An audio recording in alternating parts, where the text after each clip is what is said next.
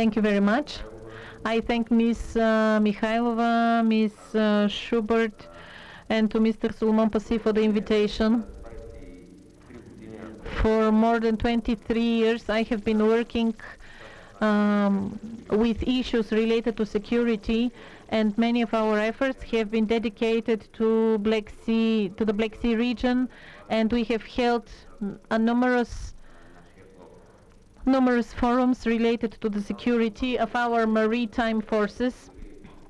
One of the main efforts of AFCEA is to provide common points and common links among the educational institutes, the shipyards, and the political interests. AFCEA turns 70 years. It will celebrate its 70th anniversary this year. The development of the situation in the recent years once again confirmed the Black Sea region is going to be a strategic border point in regards to energy security, commercial flow, migrant flow.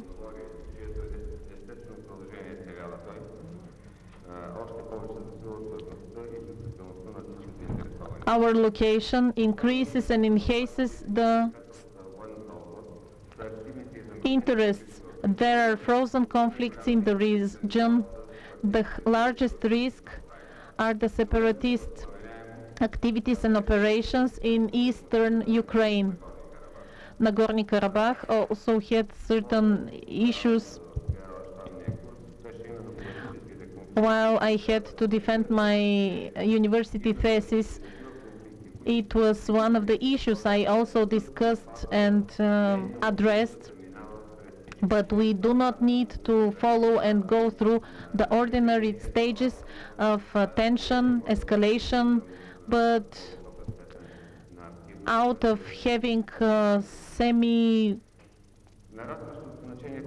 conditions of semi-peace or semi-war, suddenly it can really start at launching war, a real war, instead of passing through all these steps of tension. Most Black Sea countries are affected by import and export, not only of commercial goods, but also of energy provision. No matter the significant number of migrants, we have already discussed this issue, they can change their routes. The Black Sea Aqua Territory has international territory and borders, and it limits the military presence up to 21 days if they are not larger than 10,000 cubic meters of water waste. At the same time, they should not be air carriers, ships, or submarines. Bulgaria can participate in the major military missions, and we can provide security to the nation in peaceful times. The government understands and evaluates the support of the Bulgarian maritime forces, and we have seen their support in the purchase of new military equipment. As a representative of the industry and having experience in this field, allow me to share my opinion. When we started the previous project in order to upgrade our equipment, the specialists, the maritime specialists, placed quite high requirements for the certain classes and grades of military equipment and military ships. I thank all my colleagues for this. BULYARD was audited several times by various shipyards, France, the Netherlands, Italy, and they chose our shipyard into building the ships in Bulgaria. Nowadays, we received orders about building coastal ships and their combatants, if we have to say it professionally. At the same time, we can equip them with, although they are small size ships, we can equip them with large scale ships, military equipment and armor. The 20 knots speed, of course, makes them inappropriate in fighting large scale fights, but as a comparison, I want to say the newest ships Turkey managed to build in its shipyards have the minimum speed of 30 knots. So it's quite a difference with ours. Having the three-phase obstacles that we did not manage to pass over the level of the design actually stopped us in the development of these ships. Those two ships are going to have limited and restricted systems of work. We cannot prove the design and we cannot prove the use and successful implementation of these projects in order to continue into building the ships. Of course, it means that we speak of delay, we speak of extra expenses, and we soon have to finish the first ship, but unfortunately we haven't we haven't started into the technological process as well.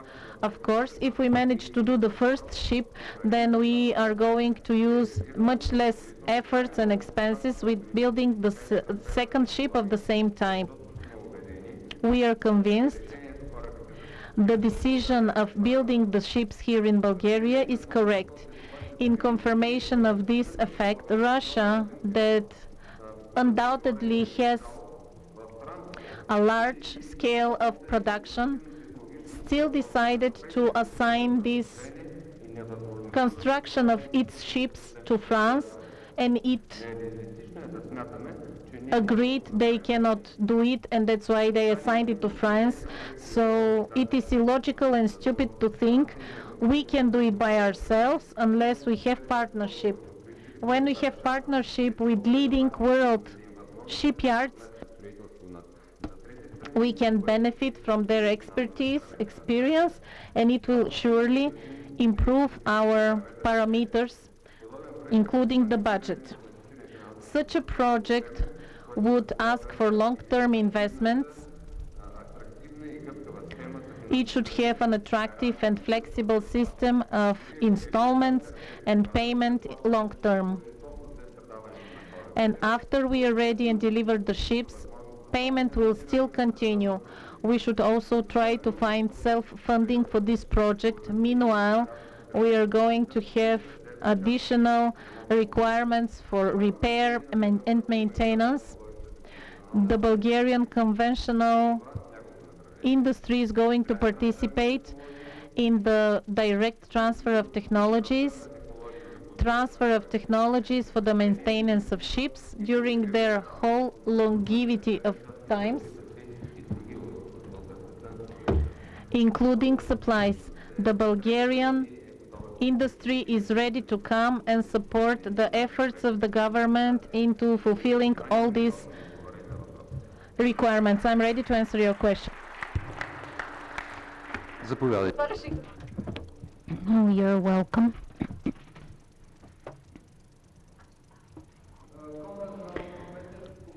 Admiral Mitko Petev, Commander of Marine Force.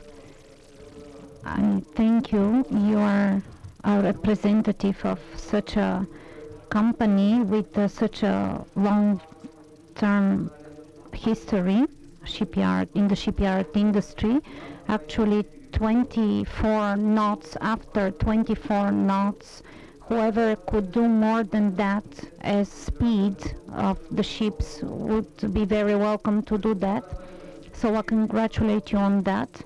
All the companies that are responsible for making a ship in its whole military technological force, Module 1, Module 2, this is nothing more than the completion of this project. So this project concerns a ship with every military strength, everything that is required. There was a request about this, and all the answers to the questions in the discussion were actually united in one message, that there is a ship with all these possibilities. There is no such shipyard industry company which actually makes artillery, sensors and everything. So all this would be presented in our choice of the particular company which is going to build all this. So actually the weapons, the sensors would not be produced in Bulgaria or Germany or France, wherever this question is answered. But I would also like to tell that there is no contradiction about this, and all the requirements are proper and clear. And when there comes a time for the project to be confirmed, we would have offers about that. So as a conclusion, we have some answers by the minister, and in consulting everything was confirmed.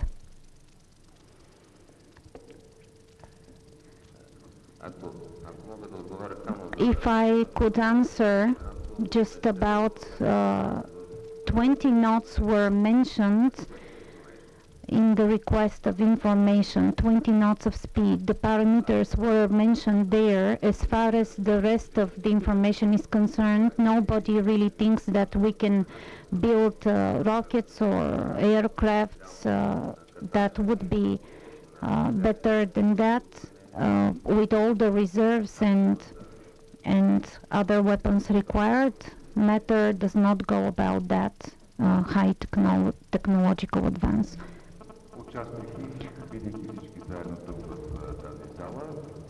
Well, we are all here, and we are clear that the discussions would continue.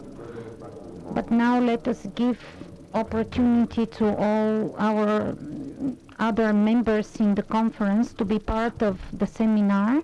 You're welcome. I'm giving you the floor. So this is the moment to thank Mr. Pascu and Svetomir Neshevsky and Mr. Zografov for their participation in our seminar.